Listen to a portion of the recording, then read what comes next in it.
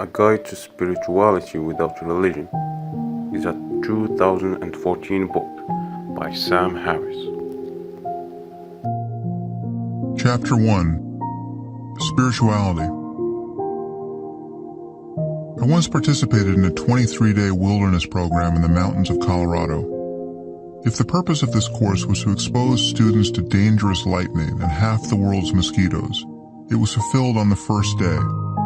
What was in essence a forced march through hundreds of miles of backcountry culminated in a ritual known as the Solo, where we were finally permitted to rest alone on the outskirts of a gorgeous alpine lake for 3 days of fasting and contemplation. I had just turned 16, and this was my first taste of true solitude since exiting my mother's womb.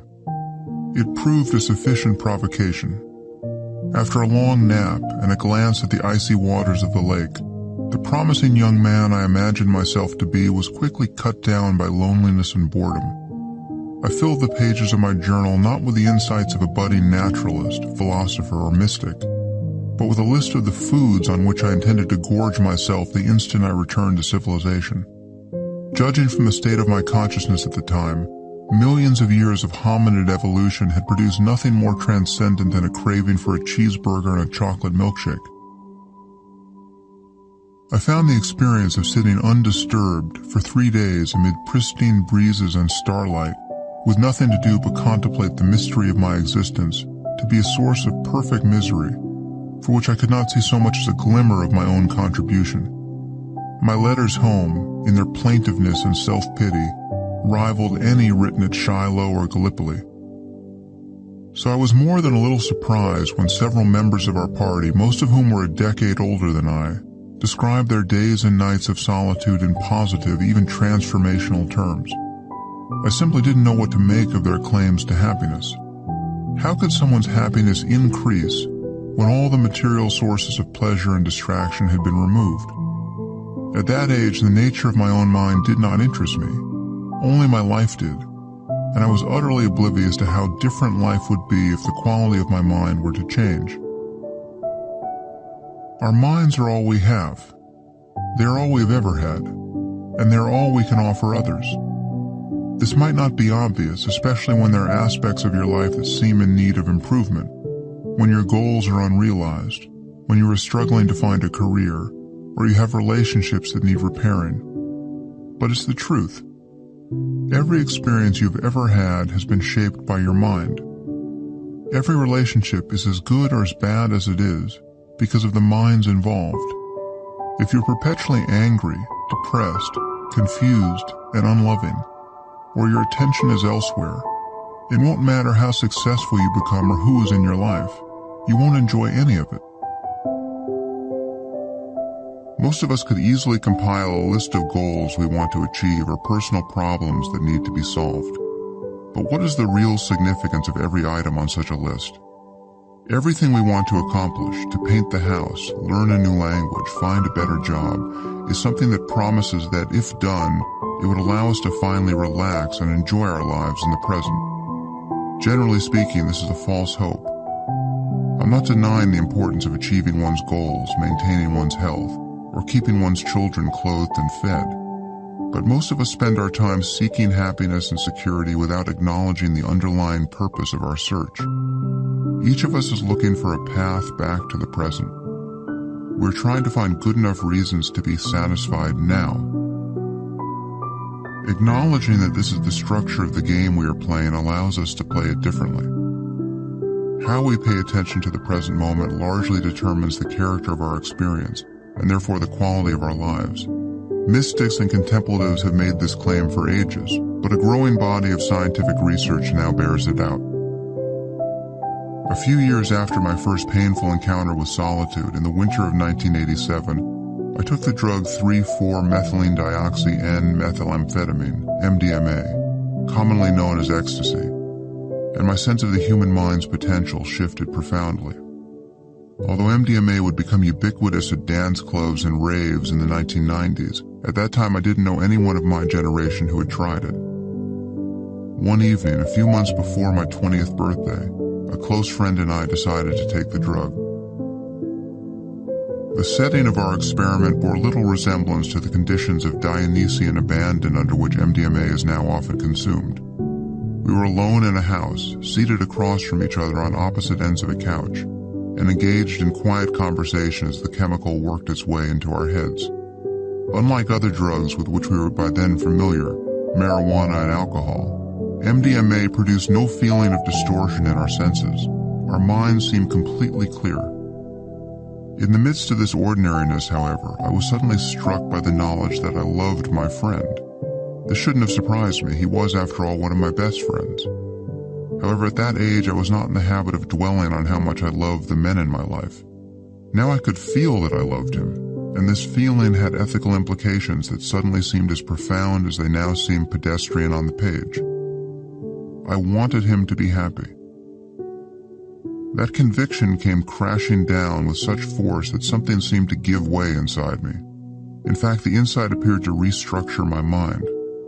My capacity for envy, for instance, the sense of being diminished by the happiness or success of another person, seemed like a symptom of mental illness that had vanished without a trace. I could no more have felt envy at that moment than I could have wanted to poke out my own eyes. What did I care if my friend was better looking or a better athlete than I was? If I could have bestowed these gifts on him, I would have. Truly wanting him to be happy made his happiness my own. A certain euphoria was creeping into these reflections, perhaps, but the general feeling remained one of absolute sobriety and of moral and emotional clarity unlike any I had ever known. It would not be too strong to say that I felt sane for the first time in my life, and yet the change in my consciousness seemed entirely straightforward. I was simply talking to my friend about what I don't recall, and I realized that I had ceased to be concerned about myself. I was no longer anxious, self-critical, guarded by irony, in competition, avoiding embarrassment, ruminating about the past and future, or making any other gesture of thought or attention that separated me from him. I was no longer watching myself through another person's eyes. And then came the insight that irrevocably transformed my sense of how good human life could be. I was feeling boundless love for one of my best friends, and I suddenly realized that if a stranger had walked through the door at that moment, he or she would have been fully included in this love. Love was at bottom impersonal, and deeper than any personal history could justify. Indeed, a transactional form of love, I love you because, now made no sense at all. The interesting thing about this final shift in perspective was that it was not driven by any change in the way I felt. I was not overwhelmed by a new feeling of love. The insight had more the character of a geometric proof. It was as if, having glimpsed the properties of one set of parallel lines, I suddenly understood what must be common to them all. The moment I could find a voice with which to speak, I discovered that this epiphany about the universality of love could be readily communicated. My friend got the point at once. All I had to do was ask him how he would feel in the presence of a total stranger at that moment, and the same door opened in his mind. It was simply obvious that love, compassion, and joy in the joy of others extended without limit. The experience was not of love growing, but of its being no longer obscured. Love was, as advertised by mystics and crackpots through the ages, a state of being. How had we not seen this before? And how could we overlook it ever again?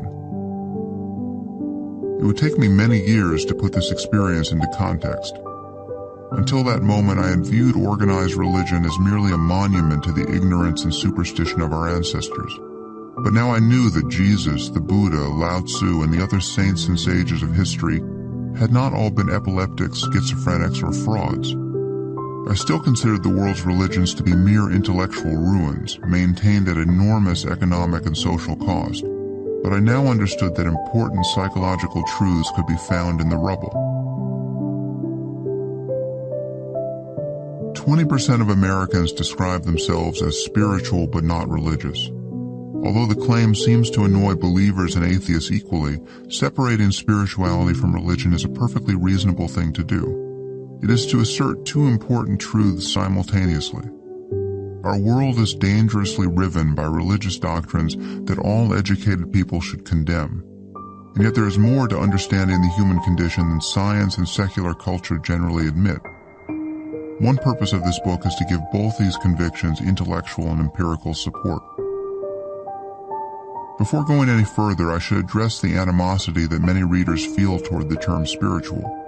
Whenever I use the word as in referring to meditation as a spiritual practice, I hear from fellow skeptics and atheists who think that I've committed a grievous error. The word spirit comes from the Latin spiritus, which is a translation of the Greek pneuma, meaning breath. Around the 13th century, the term became entangled with beliefs about immaterial souls, supernatural beings, ghosts, and so forth. It acquired other meanings as well. We speak of the spirit of a thing as its most essential principle, or of certain volatile substances and liquors as spirits. Nevertheless, many non-believers now consider all things spiritual to be contaminated by medieval superstition. I do not share their semantic concerns. Yes, to walk the aisles of any spiritual bookstores to confront the yearning and credulity of our species by the yard. But there is no other term, apart from the even more problematic mystical, or the more restrictive contemplative, with which to discuss the efforts that people make through meditation, psychedelics, or other means, to fully bring their minds into the present, or to induce non-ordinary states of consciousness. And no other word links this spectrum of experience to our ethical lives. Throughout this book, I discuss certain classically spiritual phenomenon, concepts, and practices in the context of our modern understanding of the human mind, and I cannot do this while restricting myself to the terminology of ordinary experience. So I will use spiritual, mystical, contemplative, and transcendent without further apology. However, I will be precise in describing the experiences and methods that merit these terms. For many years I've been a vocal critic of religion, and I won't ride that same hobby horse here. I hope that I've been sufficiently energetic on this front that even my most skeptical readers will trust that my bullshit detector remains well calibrated as we advance over this new terrain. Perhaps the following assurance can suffice for the moment. Nothing in this book needs to be accepted on faith. Although my focus is on human subjectivity, I am, after all, talking about the nature of experience itself. All my assertions can be tested in the laboratory of your own life. In fact, my goal is to encourage you to do just that. Authors who attempt to build a bridge between science and spirituality tend to make one of two mistakes. Scientists generally start with an impoverished view of spiritual experience, assuming that it must be a grandiose way of describing ordinary states of mind, parental love, artistic inspiration, awe at the beauty of the night sky. In this vein, one finds Einstein's amazement at the intelligibility of nature's laws described as though it were a kind of mystical insight. New Age thinkers usually enter the ditch on the other side of the road. They idealize altered states of consciousness and draw specious connections between subjective experience and the spookier theories at the frontiers of physics. Here we are told that the Buddha and other contemplatives anticipated modern cosmology or quantum mechanics, and that by transcending the sense of self, a person can realize his identity with the one mind that gave birth to the cosmos. In the end, we are left to choose between pseudo-spirituality and pseudo-science. Few scientists and philosophers have developed strong skills of introspection. In fact, most doubt that such abilities even exist. Conversely, many of the greatest contemplatives know nothing about science. But there is a connection between scientific fact and spiritual wisdom, and it is more direct than most people suppose. Although the insights we can have in meditation tell us nothing about the origins of the universe, they do confirm some well-established truths about the human mind. Our conventional sense of self is an illusion. Positive emotions such as compassion and patience are teachable skills, and the way we think directly influences our experience of the world. There is now a large literature on the psychological benefits of meditation. Different techniques produce long-lasting changes in attention, emotion, cognition, and pain perception, and these correlate with both structural and functional changes in the brain. This field of research is quickly growing, as is our understanding of self-awareness and related mental phenomena. Given recent advances in neuroimaging technology, we no longer face a practical impediment to investigating spiritual insights in the context of science. Spirituality must be distinguished from religion, because people of every faith and none have had the same sorts of spiritual experiences. While these states of mind are usually interpreted through the lens of one or another religious doctrine, we know that this is a mistake. Nothing that a Christian, a Muslim, or a Hindu can experience, self-transcending love, ecstasy, bliss, inner light, constitutes evidence in support of their traditional beliefs, because their beliefs are logically incompatible with one another. A deeper principle must be at work. That principle is the subject of this book. The feeling that we call I is an illusion. There is no discrete self or ego living like a minotaur in the labyrinth of the brain. And the feeling that there is, the sense of being perched somewhere behind your eyes, looking out at a world that is separate from yourself, can be altered or entirely extinguished. Although such experiences of self-transcendence are generally thought about in religious terms, there is nothing in principle irrational about them. From both a scientific and philosophical point of view, they represent a clearer understanding of the way things are. Deepening that understanding and repeatedly cutting through the illusion of the self is what is meant by spirituality in the context of this book. Confusion and suffering may be our birthright, but wisdom and happiness are available. The landscape of human experience includes deeply transformative insights about the nature of one's own consciousness. And yet it is obvious that these psychological states must be understood in the context of neuroscience, psychology, and related fields. I am often asked what will replace organized religion. The answer, I believe, is nothing and everything. Nothing need replace its ludicrous and divisive doctrines, such as the idea that Jesus will return to earth and hurl unbelievers into a lake of fire, or that death in defense of Islam is the highest good.